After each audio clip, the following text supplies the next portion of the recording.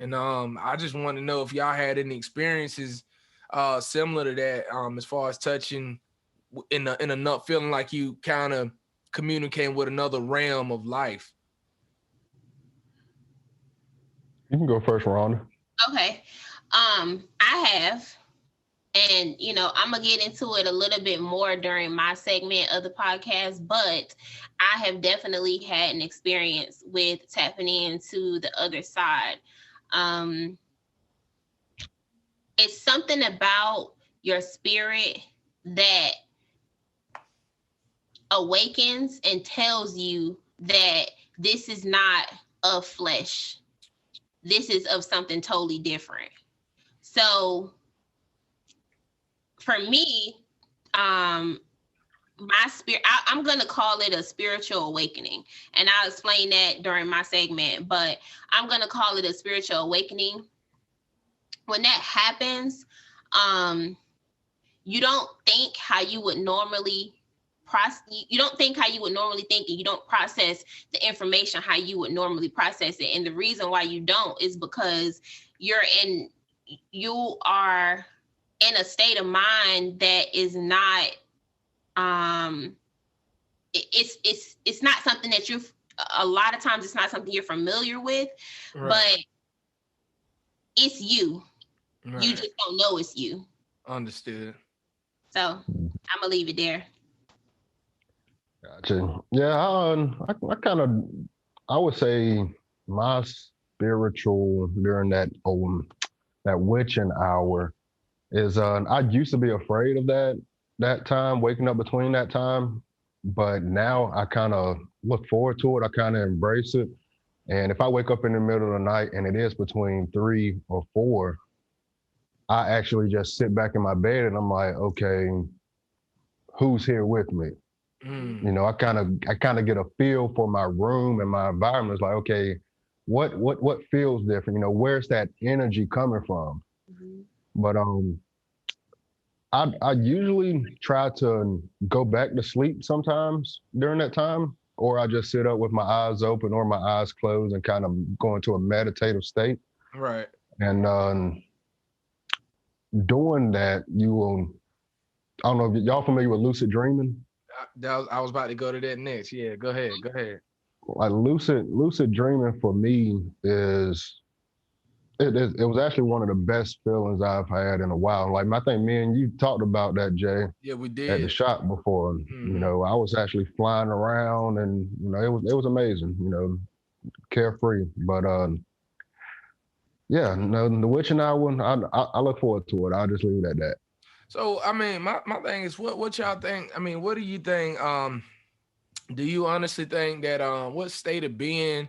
I know LaRonda was talking about like how the fact like you don't think like you normally think. I don't think that what is normal to you anyway. I think a lot of times your subconscious has programmed. You think about from the time you was born. You've been programmed even with the language that you know. If you could be a black person and speak Chinese if you grew up around, had a Chinese upbringing. Same thing with religion. When you were speaking about you and your husband choosing different ways to worship, like technically that's literally what we do anyway. We choose different ways to breathe. We choose different ways to think. We choose different ways to every aspect of your life isn't equivalent to anybody else's.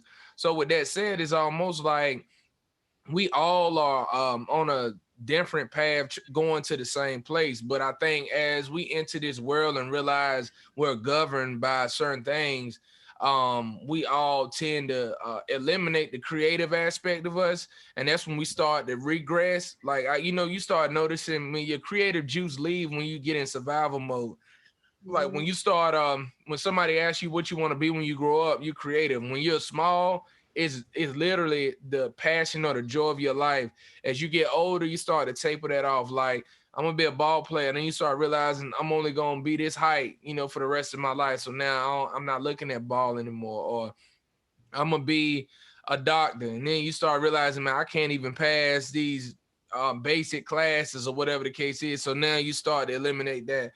What if you got the potential to be everything you want to be, and at those moments the reason why you can't stay in that state of being is because it's too is too sensitive to your spirit. So it's like the body automatically is designed to wake it back up just to put you back at a stage of being mediocre again.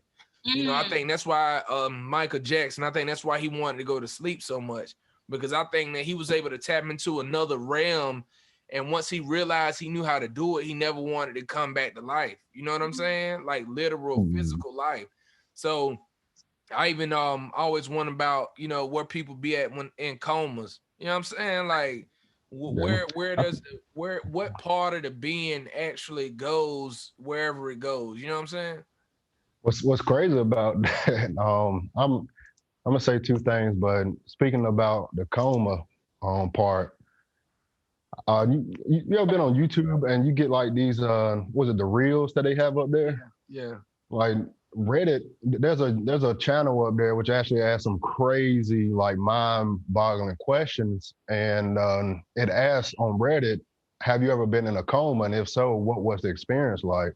And someone said that they was in a coma for I think about a week, and they said that they don't remember like the reasons for them being there or what happened as far as them going to the hospital. Right. They remember, I think they said like just dreaming, but kind of waking up. But they said that process from the coma to waking up was the most difficult part for them. It was most confusing for them.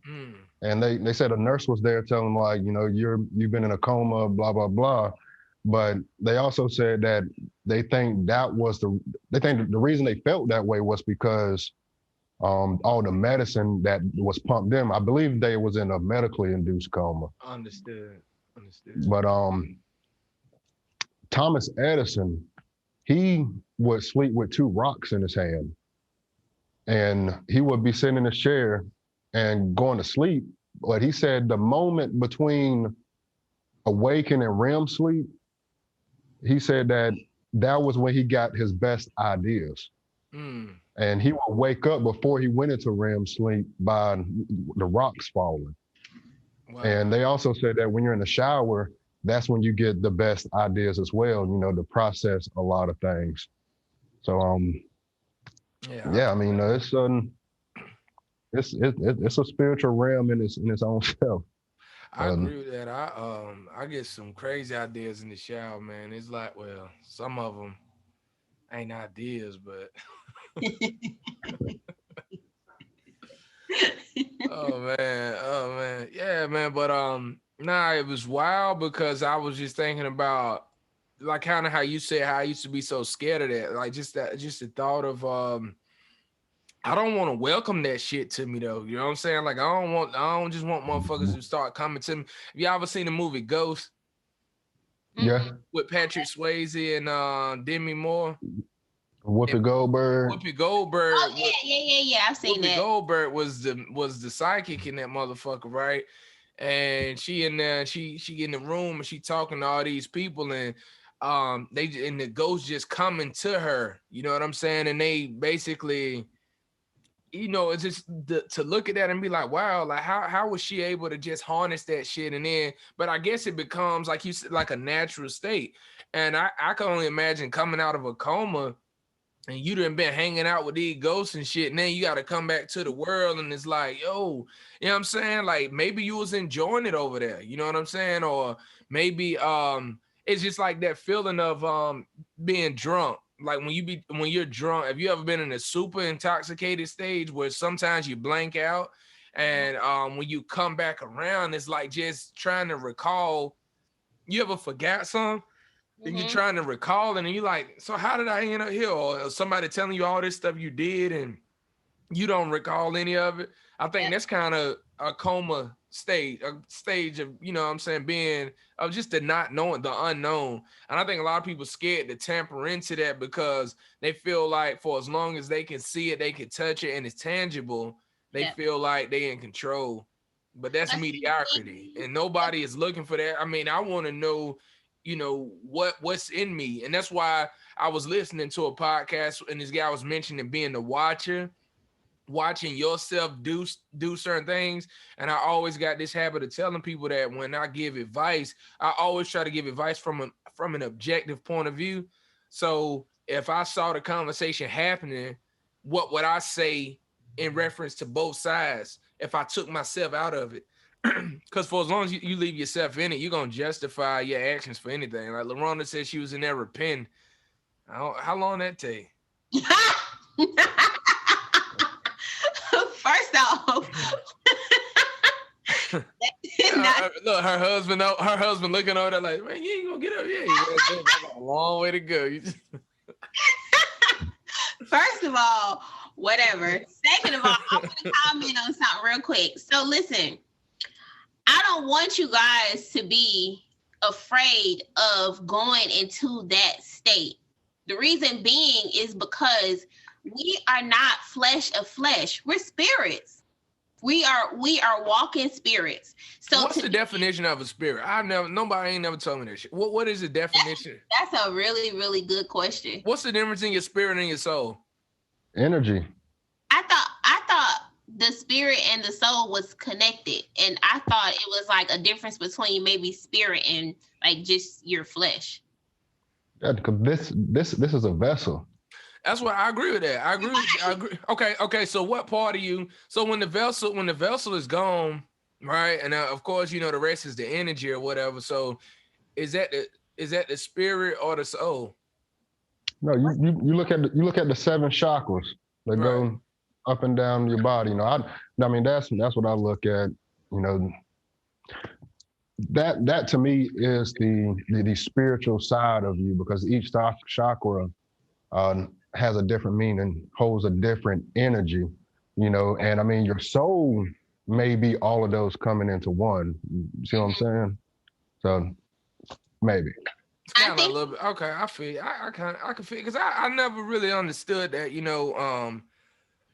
because people always speak about your soul, and they speak about how much spirit a person has, or and it's just like I don't know. They was always wanting to say the shit I couldn't explain. I don't go into detail about it, Yeah. So whenever somebody talk about your soul burning, my soul never felt anything.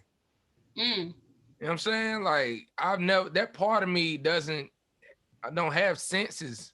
It has sensory perception. You know what I'm saying? So is the ability to understand the feeling and not feel it. You know what I'm saying? Like a lot of people don't have that ability. A lot of people don't know how to, to be able to witness something and not necessarily feel it per se, but be able to interpret it. You know what I'm saying? Directions when I'm a father, you know what I'm saying? So you're an uncle and you're a mother. So it's plenty of times when my kids will get some and I gotta put it together. I don't look at the directions. I look at the box. I know what it's supposed to look like and I feel my way through it. You know what I'm saying? So, and sometimes I gotta go get them directions, but I'm just saying, so the thing with me is just to interpret the interpretation of a feeling and actually feeling it. It's almost like the difference in, what people would categorize as a soul. And like you said, the vessel that just harnessed the soul. It's just a host. Like your body's just a host. You know what I'm saying? And now I think, we done been here a million times. I think this is a never ending. I think life is literally a cycle. So you come back. I don't know which one this is for me. I honestly feel like I think I was a genius back in the day, but I don't know. You know what I'm saying? I wish I could tap back into it. I've been thinking about doing my 23andMe and doing just a genealogy of my, and go as far back as I can and see exactly if any of those people harness any of the same attributes as me. From whatever they've done in the past, and then maybe it may give you a better understanding of where you're trying to go or why you on the path you on. You know what I'm saying? Because I think sometimes just the confusion of understanding why you on the path ain't as hard as understanding that you own it. You know what I'm saying? If you could time travel, would you want to? Yeah. I would too. That's to the future or the past? To the future or the past? Past for me. I don't know. Past for me. I go to the future. Why the past? Because the past will help me understand where I'm going. Well, you will go, Don. I would I would I would go to the future. Me too, man. I would go to the future just because I mean I don't have an understanding of my past. You know, I mean, well, my life I don't have understanding, Right. but as far as anything before that, you know, I just go by the history books, which, you know, can lie. I like to go But so far in the future. I like to go so far in the future till this motherfucker over. it might be tomorrow. Nah, but I'm saying I literally like to go to the end and see what it look like. Yeah, I mean it's yeah, because I would like to go to the beginning, but if I went to the beginning, I would go all the way to the beginning, whether it's the Big Bang or whenever God created all of this. I'm so far ahead of my time. I'm about to start another life. Look behind you. I'm about to pass you twice. Back to the future. Got to slow up for the present. I'm fast. Niggas can't get past my past. How they propose to deal with the perfect present. Want to unwrap the gift and the curse in one session. Ain't no living person can test them. Only two resting in heaven can even be mentioned in the same breath as him. I was like, when he said that shit, I was like, yeah, you the best, dog. Like, that like, You know what what's I'm crazy saying? though? Like, niggas can't get past my how you propose to deal with the perfect present. You want to unwrap the gift and the curse in one. Come on, my nigga. Ain't no living person. Right. It's just like this shit was so well calculated. It's like I honestly think like God wrote that shit for him or something like that. Right. Just What's crazy? Like, I think people with those kind of abilities know how to tap into that shit. I think anybody with Steph Curry. I think Steph Curry. I think LeBron. I think Jordan. I think Michael Jackson. Quincy Jones used to say they used to leave a door crack when they made Thriller just so God could come into every session. Yes. And so I was like, yo, it's amazing how that's the highest selling album of all times and shit. You know what I'm saying? Like something had to be there with them for him to make a motherfucking classic like that. You know what I'm saying?